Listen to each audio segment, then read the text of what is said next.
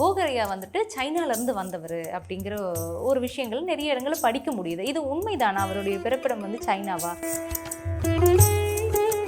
இல்லை, சித்தர்கள் வந்து எப்போவுமே மனுஷனுக்கு புரியாத எதையும் பண்ணி குழப்ப மாட்டாங்க. இவங்க தான் தப்பாக புரிஞ்சுக்கிட்டாங்க. உண்மையாலுமே நவபாஷண சிலை இப்போ காலகட்டத்தில் எங்கெல்லாம் இருக்கு? மதிகட்டான் சோலைன்னு சொல்கிறீங்கல்ல, அதுக்கு பக்கத்தில் ரசமணி சித்தர்னு ஒருத்தர் இருந்தார். இந்த மூலிகைகள் எடுக்கிறதுக்கு எங்கெல்லாம் நீங்கள் ட்ராவல் பண்ணியிருக்கீங்கம்மா? எந்தெந்த மலைகள்லாம் மூலிகைகள் கிடைக்குது அதிகமாக? தமிழ்நாட்டில் இருக்க எல்லா மலைகளுக்கும் போயிருக்கோம். பழனி மலையில் இருக்கக்கூடிய இந்த மரகதலிங்கம் அது நிஜமாலுமே போகரையாவால் செய்யப்பட்டதாங்களா?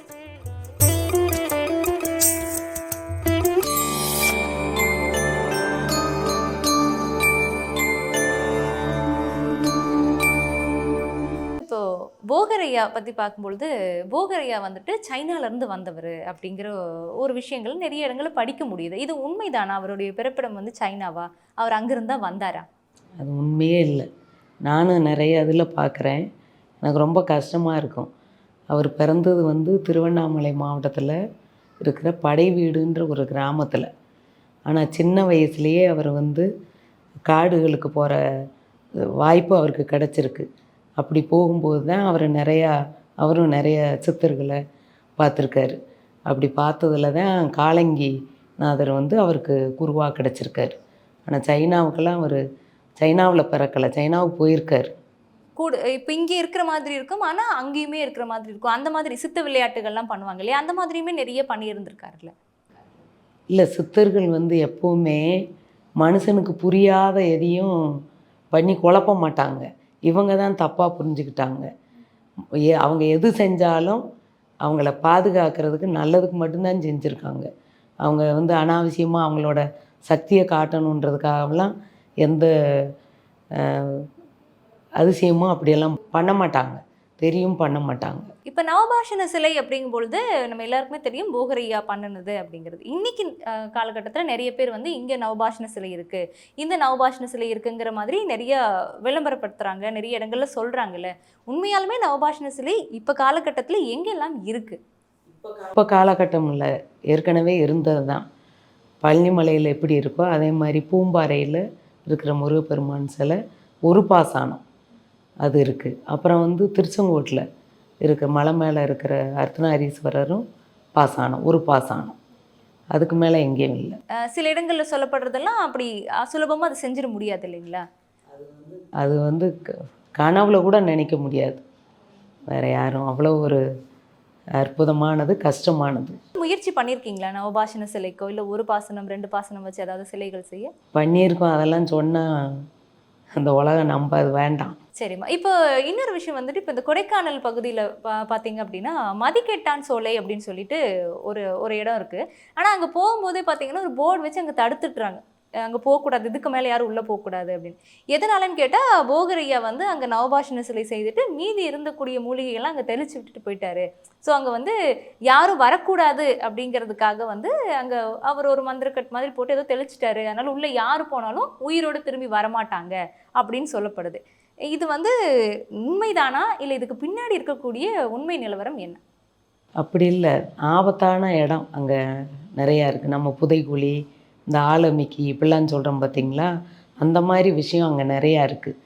அவருக்கு தெரியும் அங்கே வந்து அப்படி இருக்குன்னு. அங்கே மனுஷன் போனால் ஆபத்தில் சிக்கிருவேன்றதுக்காக அப்படி பண்ணுது. ஆனால் அவர் நவபாசனத்தையெல்லாம் அவர் ஒரு துளி கூட அவர் வேஸ்ட் பண்ண மாட்டார். நிச்சயமாக பண்ணியிருக்கோம். சம்பவம் உண்மைதாங்களா? அங்கே போகக்கூடாதுங்கிறதுக்காக அவர் ஏதாவது மந்திரக்கட்டு மாதிரி போட்டு வச்சிருக்காரா? இல்லை, போகக்கூடாதுன்றதுக்காக சில ஏற்பாடு பண்ணியிருக்காரு.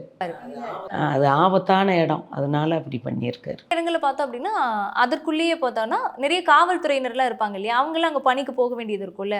அங்கே ஓடக்கூடிய ஆறெல்லாம் ரிவர்ஸில் வருது, போகும்போதே வந்து நம்ம பாதையில் நடந்து போகிறோன்னா எதிர் திசையில் மறுபடியும் திரும்பி வருது அப்படிங்கிற மாதிரியான விஷயங்கள்லாம் கேள்விப்படுறோம். இது உண்மைதானா? அப்படி இல்லை, மனத்துக்குள்ளே போயிட்டோம்னா சில இடங்களில் எப்படி வந்தோம் எப்படி போகணும்னு தெரியாமல் போயிடும். அது மாதிரி இருக்குது, சுழல் இருக்குது. அது மாதிரி போய் யாரும் சிக்கிடக்கூடாது, அதுக்காக அந்த ஏற்பாடுகள் பண்ணியிருக்கிறது தான். மதிகட்டான் சோலைன்னு சொல்கிறீங்கல்ல, அதுக்கு பக்கத்தில் ரசமணி சித்தர்னு ஒருத்தர் இருந்தார். நான் சொல்கிறது ஒரு 35 வருஷத்துக்கு முன்னாடி. அவர் வந்து நம்மகிட்ட இங்கே வந்துட்டு ரசமணி சித்தர்னோடனே அவர் சித்தர்னாலே ரொம்ப எல்லாருக்கும் ஒரு இது தானே. வந்தோடனே அவரை ரொம்ப நாங்கள்லாம் இது பண்ணிக்கிட்டாங்க கூட இருந்தவங்கெல்லாம். அவர் எதுக்கு வந்திருக்காருன்னா ரசத்தை எப்படி கட்டுறதுன்னு கேட்க வந்திருக்காரு. ஆனால் அவருக்கு பேர் ரசமணி சித்தர்னு வச்சுருக்காரு. அவர் வந்து மதிகட்டான் சோலைக்கு பக்கத்துலேயே தோட்டம் வாங்கி அதில் போய் நிறையா விஷயம் தெரிஞ்சுக்கணுன்றதுக்காக அங்கேயே இருந்து பூஜையெல்லாம் பண்ணி அங்கே வந்து குகை, அங்கேக்கும் பழனி மலைக்கும் குகை இருக்குது அப்படின்னு சொல்கிறாங்க. அது உண்மைதான். பாறையை போட்டு மூடியிருக்காங்க. அங்கே வந்து அவர் தினம் பூஜை பண்ணி அந்த மதிகட்டான் சோலைக்குள்ளே போய் அங்கே இருக்கிறதெல்லாம் தெரிஞ்சுக்கணுன்ட்டு பண்ணார். ஆனால் அவர் எதுவுமே தெரிஞ்சுக்கல. இப்போ இந்த ரசக்கட்டுன்னு சொன்னீங்க, அது என்ன ரசக்கட்டுமா அப்படின்னா? பாதரசத்தை வந்து நம்ம விரும்புகிற உருவத்துக்கு பண்ணிக்கலாம். பாதரசத்தை வந்து அது வந்து நீர்த்து போய் தானே இருக்குது ரசம். அதை வந்து கட்டுறது, லிங்கமாக கட்டலாம், மணி கட்டுறதுன்னு சொல்லுவாங்க, ரசமணின்னு. எப்படி வேணாலும் கட்டலாம். அதுக்கு சில மூலிகையெல்லாம் வேணும். அதை தேடி தான் அவர் அலைஞ்சார்.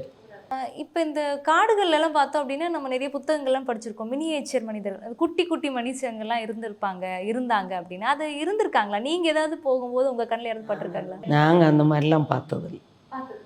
ஆனால் அந்த மாதிரி இருக்கிறதுங்கிறது கேள்விப்பட்டிருக்கீங்களா நீங்களுமே? அந்த மாதிரி கேள்விப்பட்டிருக்கேன். ஆனால் நமக்கு அது நம்ம பார்த்ததில்லை, எக்ஸ்பீரியன்ஸ் பண்ணதில்லை. பழனி மலையில் இருக்கக்கூடிய இந்த மரகத லிங்கம் அது நிஜமாலுமே போகரையாவால் செய்யப்பட்டதாங்களா? அவர் தான் செஞ்சது. அவர் மட்டும்தான் செய்ய முடியும். ஏன்னா அவர் ககன மார்க்கத்தில் தான் அண்டம் முழுசும் சுற்றியிருக்கார். அப்படி வரும்போது மரகத மலையை பார்த்துருக்காரு. அந்த மரகத மலையிலிருந்து தான் இங்கே இருக்கிற எல்லா மரகத லிங்கமும் அவர் பண்ணது தான். நமக்கு தெரிஞ்ச எல்லா மரகத லிங்கமும் அவர் செஞ்சது தான். மரகத நடராஜர் உத்தரகோச மங்கையில் அங்கேயும் மரகத லிங்கம் இருக்குது. அது எல்லாமே அவர் பண்ணது தான். இன்றைக்கி நிறைய இடங்கள்ல வந்து மது பழக்கத்தில், போதை பழக்கத்தில் இருந்து வெளியில் வரணும் அப்படின்னா தனியாகவே ஒரு சென்டராக வச்சு நடத்திட்டு இருக்கோம். அங்கே எல்லாமே கூட நீங்கள் கொண்டு வந்து விடலாம் அப்படிங்கிறாங்க. ஆளுக்கு தெரியாமையே கூட, அந்த நபருக்கு தெரியாமல் அந்த மருந்து கொடுத்தா வேலை செய்யணும்லாம் சொல்கிறாங்க. ஆனால் இங்கே ஒரு மூலிகை, அந்த மூலிகை வாங்கிட்டு போய் வீட்டில் வச்சாலே அங்கே மனமாற்றம் ஏற்பட்டு அவங்க அந்த பிரச்சனையிலேருந்து தீர்வு கிடைக்குது அவங்களுக்கு அப்படின்னு ஒரு நல்ல விஷயம் சொல்லியிருக்கீங்க. கண்டிப்பாகவே இது நிறைய பேருக்கு பயனுள்ளதாக இருக்கும். கண்டிப்பாக இதை தொடர்பு கொண்டு நீங்களும் வந்து பயனடைஞ்சுக்கணும். ஆமாம், இப்போது இது மாதிரி இன்னும் வேறு ஏதாவது தகவல்கள், இப்போ நிறைய ஏதாவது சர்ஜரி பண்ணியிருந்திருப்பாங்க, இல்லை வேறு ஏதாவது பிரச்சனைகள் மூலியமாக சரியானவங்களாக இருப்பாங்க இல்லையா? அப்படி ஏதாவது உதாரணம் எங்களுக்கு சொல்ல முடியும்? பொதுவாக சினிமா துறையில் கண்ணு, கேமராமேன் சொல்கிறாங்களே, அவங்களுக்கெல்லாம் கண்ணு தானே ரொம்ப முக்கியம். அதில் ரொம்ப முக்கியமானவங்கெல்லாம் வந்து நிறையா குணமாகி நிறைய பேர் இன்றைக்கி எங்கள் மருந்து பயன்படுத்திக்கிட்டு இருக்காங்க. இப்போ இந்த மருந்து எடுத்துக்கிட்டோம் அப்படின்னா நம்ம பத்தியம் இருக்கிறதுங்கிறது கட்டாயங்களா? பத்தியம்ன்றதெல்லாம் கிடையாது. சிலதை தவிர்க்கணும். தவிர்த்தா சீக்கிரம் சரியாகும், எப்பவும் நல்லாயிருக்கும். இப்போ நீங்கள் சொன்ன அந்த கேமராமேன் யாருன்னு நாங்கள் தெரிஞ்சுக்கலாங்களா? பெரிய டைரக்டர் பீம்சிங்னு, அவங்களோட பையன் கண்ணன் சார். நிறைய படங்கள் வந்து அவர் ஒளிப்பதிவு பண்ணிருந்தா இல்லைங்களா? பண்ணியிருக்காரு. அவர் என்ன பிரச்சனைக்காக எக்ஸாக்டாக வந்தார்? அது எப்போ எதுக்குள்ளே சரியாச்சு? அவர் கண்ணுக்காக தான் வந்தார். வந்துட்டு மருந்து எடுத்துக்கிட்டார். கண்ணுக்கு நாங்கள் அரைச்சி ஊற்றுவோம். எடுத்து அவருக்கு கண்ணு பிரச்சனையே இல்லை. மறைந்த ஒரு நபர், அவருடைய அனுபவம் பற்றி சொன்னீங்க. இப்போ ப்ரெசென்ட்டில் இருக்கக்கூடிய ஒரு நபர் கண்டிப்பாக உங்களுக்கு தொடர்பு கொண்டு இப்போ மருந்துகள் எடுத்துக்கிட்டோ இல்லை எடுத்திருந்து சரியான விஷயங்கள் பற்றியோ ஒரு சொல்ல முடியுமா? அவரோட அண்ணனே இருக்கார், லெனின் சார். அவங்க குடும்பமே எல்லாரும் நாங்கள் மருந்து எடுத்துக்கிட்டு இன்றைக்கும் வந்து நிறைய நபர்கள் வந்துட்டு இருக்காங்களாங்கம்மா, பல துறைகள்ல இருந்துமே? எல்லா துறைகள்லேருந்தும் வர்றாங்க, வந்து மருந்து எடுத்துக்கிட்டு இருக்காங்க. ஆனால் அவங்க பேரை சொல்கிறது அவ்வளோ நல்லா இருக்காது. சரி, இப்போ கிட்டத்தட்ட நீங்கள் ஒரு 30-35 வருஷங்கள் பக்கமாக மேலேயே வந்து நீங்கள் மூலிகை மருந்துகள்லாம் கொடுத்துட்ருக்கீங்க.